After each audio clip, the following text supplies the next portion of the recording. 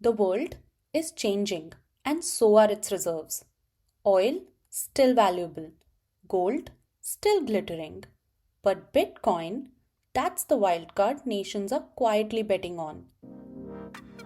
Welcome to Block Recap, simplifying crypto one story at a time.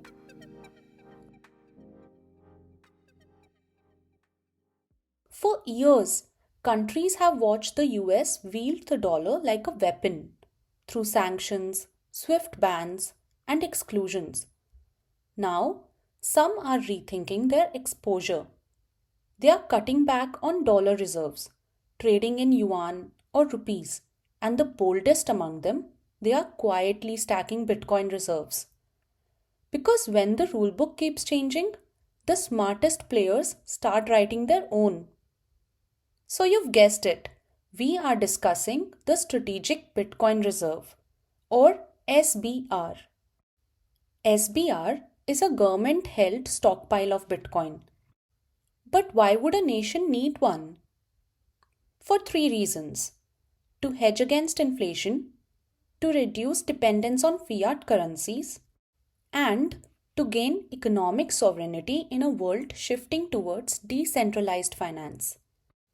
Unlike dollars or even gold, Bitcoin has a fixed supply, just 21 million coins.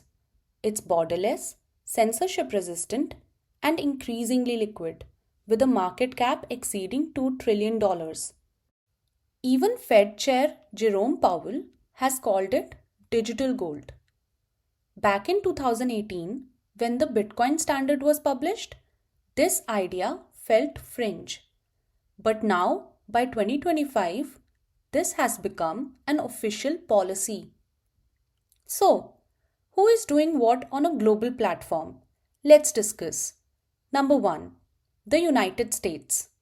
In March 2025, President Trump signed an executive order establishing America's first official Bitcoin reserve. The US now holds over 200,000 Bitcoins. Most of it is seized from criminal cases. The Bitcoin Act aims for 1 million Bitcoins over 5 years. The reason?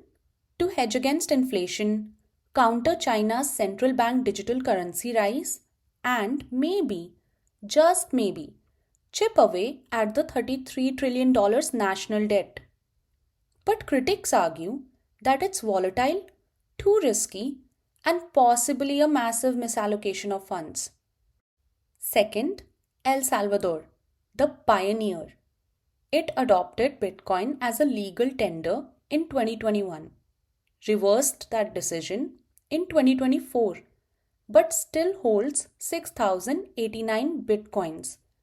President Bukele's strategy is to buy 1 Bitcoin per day, and the goal is financial sovereignty, cheaper remittance costs, and global investor attention.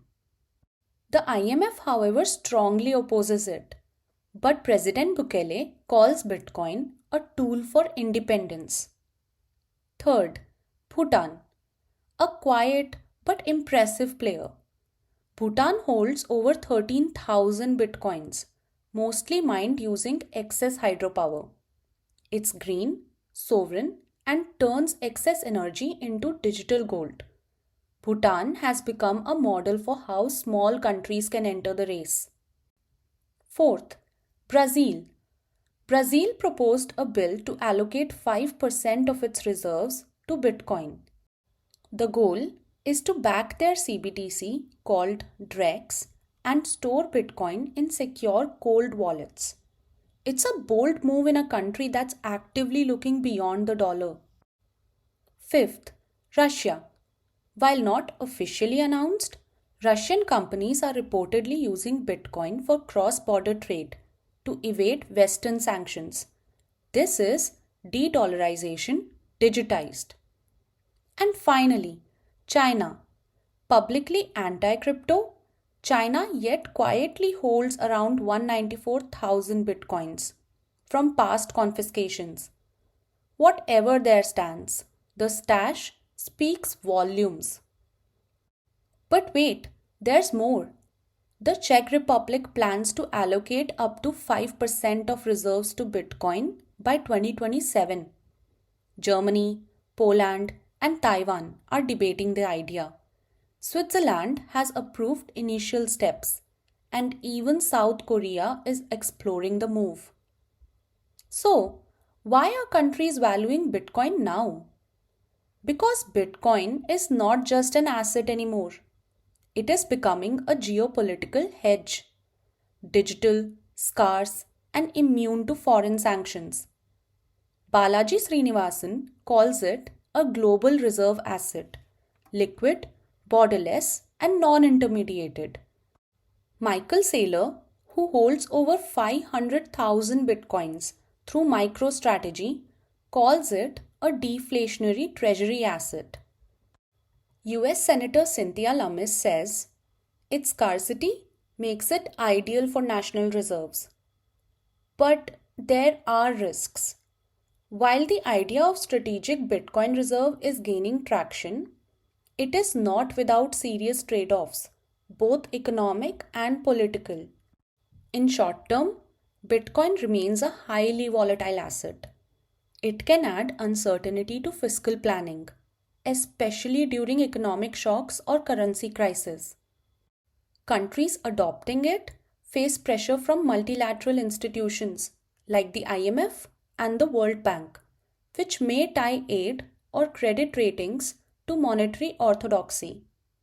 This creates a policy risk and exposes countries to regulatory whiplash, where legal clarity is lacking and cross-border enforcement becomes murky.